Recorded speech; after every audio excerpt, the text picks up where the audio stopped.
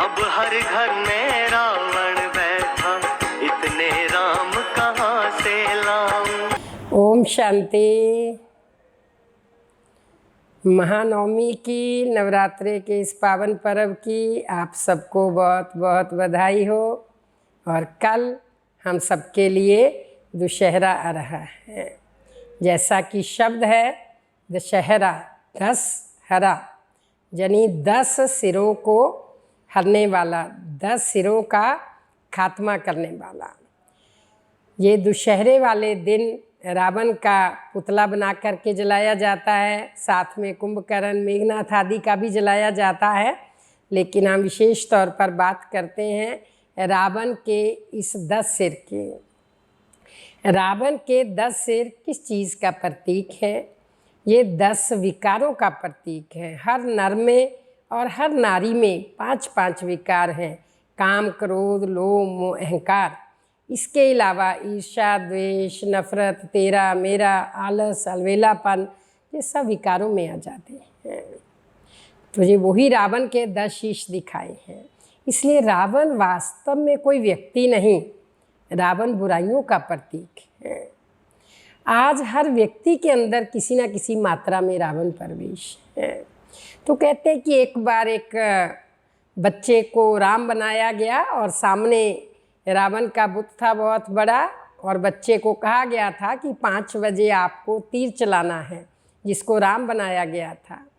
तो उसको जो प्रबंधक थे उन्होंने इशारा किया कि आप तीर चलाओ, तो वो चलाए नहीं। फिर दूसरे ने कान में आके कहा तीर चलाओ, वो फिर नहीं चलाए। फिर तीसरे ने पूछा, बेटा आप क्यों नहीं चला रहे तीर, राम जी आप क्यों नहीं चला रहे तीर? तो उसने कहा कि मैं सोच रहा हूँ ये सारे ही रावण खड़े हैं, मैं किसको तीर चलाऊँ, किसको नहीं चलाऊँ।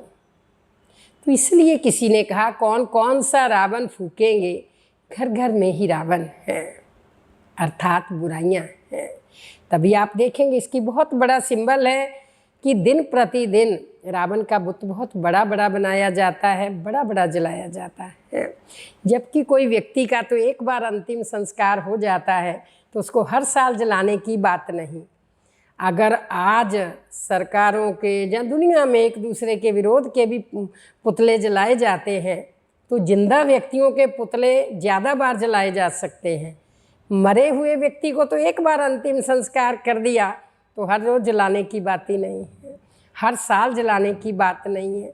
इसका मतलब क्या है? हर वर्ष जलाते हैं लेकिन वो भी मरा नहीं है, वो भी जला नहीं है। जिंदे व्यक्ति का क्यों वो पुतला फूंकते हैं? क्योंकि दिन प्रतिदिन बुराइयां बढ़ रही हैं, पब्लिक भी तो इसीलिए पुतले फूंकती है। तो इसी प्रकार रावण का भी जो पुतला है वो इसीलिए हर वर्ष जलाया जाता है, क्योंकि मनुष्य के अंदर का बैठा हुआ जो रावण अर्थात विकार और बुराइयां हैं वो भी ख़त्म नहीं हुई हैं। तो इसलिए इस नवरात्रों के अंदर मेजॉरिटी लोगों ने नवरात्रे रखे, ब्रह्मचर्य व्रत का पालन किया, अपनी कमी कमजोरियों को ख़त्म किया, और दशहरे पर हम सब अपने भीतर के रावण को जलाएं, अपनी कमी कमजोरियों को जलाएं।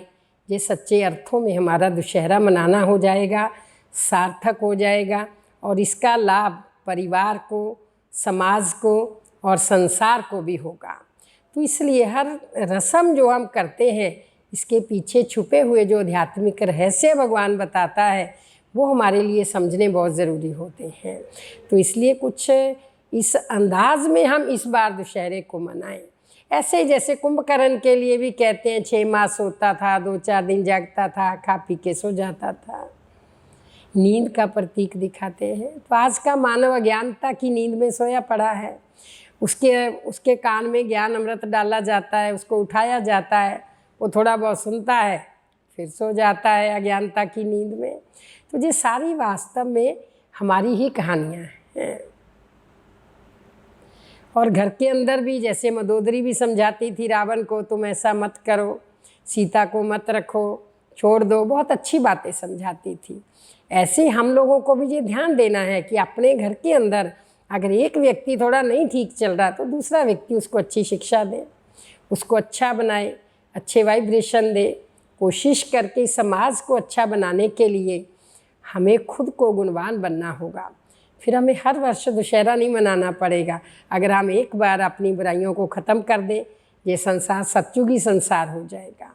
सतयुग में ये दशहरा आदि मनाने की, पुतले जलाने की रस्म नहीं होती है, क्योंकि वहाँ सब देव समान होते हैं, देव कुल होता है, गुणवान होते हैं, विषय विकार नहीं होते हैं। तो ऐसी सुनहरी दुनिया फिर से हम सब इस धरा पर स्थापित करने जा रहे हैं। तो ऐसा दशहरा आप सब मनाएं। आप सबको दशहरे की बहुत बहुत शुभकामनाएं। ओम शांति।